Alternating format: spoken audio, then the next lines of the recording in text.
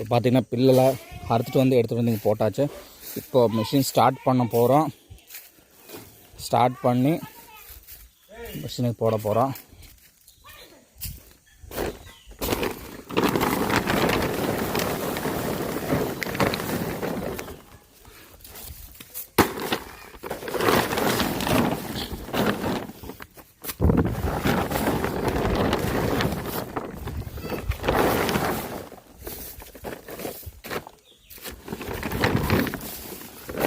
இப்படி வச்சாதான் கீழே உலகாது, மண்ணில் உலகாம மாடு திங்கிறதுக்கு நீட்டாக இருக்கும்.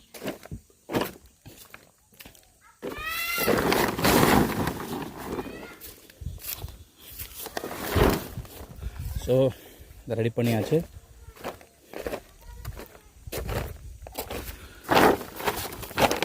அடுத்த மிஷின் ஸ்டார்ட் பண்ணிடலாம்.